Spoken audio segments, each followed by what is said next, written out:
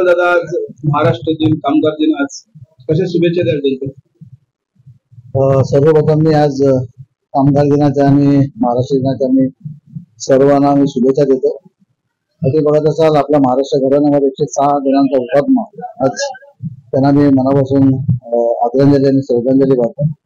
आज तुम्ही कामगार दिन आज आपण साजरा करत आहोत. तर मला वाटतं बघा, तुम्ही विचार करा की जे कामगार नसते, समजा साफसफाईचे कामगार असो या इतर कामगार असो, नसते तर आपण आपल्या सामान्य लोकांचं काय झालं असतं हे विचार करण्याची गोष्ट. म्हणून आज मला वाटतं त्यांचा एक दिवस नाही, 365 दिवस त्यांचा साजरा व्हायला पाहिजे असं मी समजतो. ते बघत असाल महाराष्ट्राच्या याच्यामध्ये आपण बघत असाल अनेक विषय प्रलंबित आहेत कामगारांच्या बाबतीत. या सरकारचे जे मुख्यमंत्री असतील, सन्माननीय पंतप्रधान असतील, या विभागाचे जे कामगार मंत्री असतील, त्यांना मी जातीने त्याच्यावर लक्ष घालून अनेक कामगारांचे प्रलंबित विषय कोर्टामध्ये असतील, आपल्या मॅनेजमेंटकडे असतील. आज अनेक जणांचे पीएफ असो, ग्रॅज्युएटी असो, असे अनेक विषय जे प्रलंबित आहेत ते लवकर सोडवण्याचा आपण आदेश द्याल आणि या कामगारांना एक भविष्य उज्ज्वल त्यांचं व्हावं, त्यांच्या कुटुंबाचं, हे मनापासून सदिच्छा व्यक्त करतो. आणि त्याचबरोबर मीराबाईंच्या गोष्टी करा, अनेक वर्षापासून जे साफसफाई कामगार यांच्यावर अनेक वर्षापासून शोषण चालू आहे. तर मला वाटतं पैशाच्या माध्यमातून तुम्ही भरती करण्याच्या वेळी पण काही काही लोकांना 1.5 ते 2 लाख रुपये देऊन भरती होतात.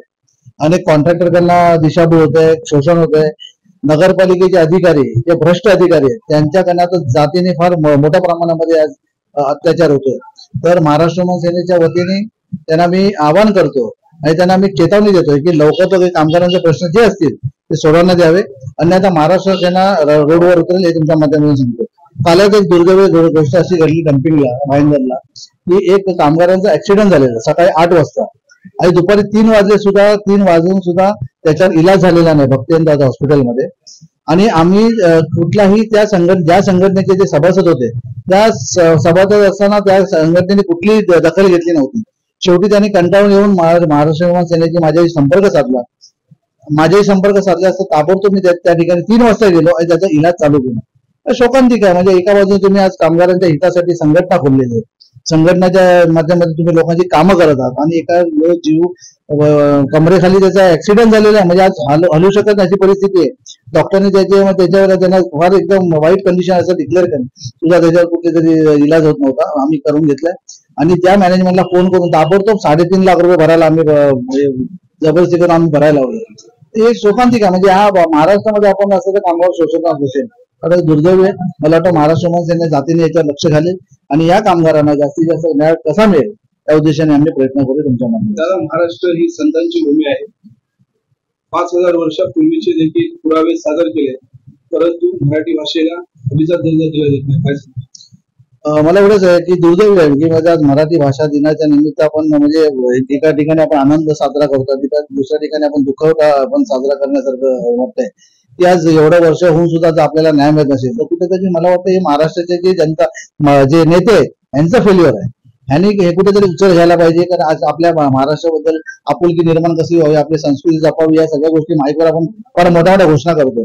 मला वाटतं या उद्देशाने या जे मराठी बांधव असतील किंवा मराठी राजकारणी असतील ह्यांनी कुठेतरी पुढाकार घेऊन चांगला तोडगा काढावा ही माझी प्रामाणिक इच्छा आहे. मला वाटतं आता नक्कीच महाराष्ट्राच्या राजकारणामध्ये सन्माननीय राजसाहेबांकडे बघण्याचा दृष्टिकोन वेगळा आहे आणि एक आशेचं किरण दिसतंय. तुम्हाला मी सांगतो, राज ठाकरे हे शेवटची व्यक्ती अशी आहे की मराठी माणसाला जर न्याय मिळाला असेल तर ह्याच व्यक्तीकडनं मिळणार, नाही तर दुसऱ्या कोणाला अपेक्षा ठेवू नये असं माझं मत आहे. तर या राजसाहेबांना आपण कुठेतरी चांगल्या रीतीने आपण साथ द्यावी महाराष्ट्राच्या जनतेने आणि हा कुठेतरी चांगला मराठी माणसाचं अस्तित्व टिकावं, संस्कृती टिकावं ही माझी मनापासून इच्छा आहे. मला वाटेल येणाऱ्या काळामध्ये महाराष्ट्रामध्ये फार चांगलं तुम्हाला चित्र दिसेल अशी मला अपेक्षा आहे. कशा शुभेच्छा द्याल महाराष्ट्र दिनाच्या?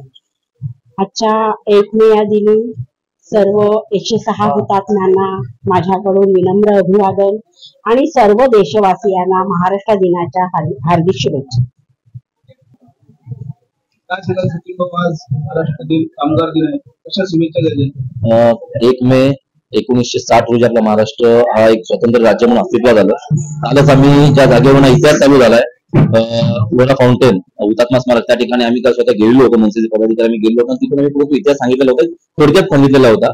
तर त्या 107 जे हुतात्मे आहेत त्यांना आम्ही आदरांजली वाहतोय आणि त्यांच्यामुळे आम्ही आज ही मुंबई महाराष्ट्र बरोबर आहे आणि महाराष्ट्र हा संयुक्त महाराष्ट्र हा त्यांच्यामुळे झालेला आहे. त्याच्यामुळे मी त्यांचं पहिलं मनापासून अभिनंदन करतो की त्यांच्यामुळे आम्ही आज पूर्ण संयुक्त महाराष्ट्र बघतोय.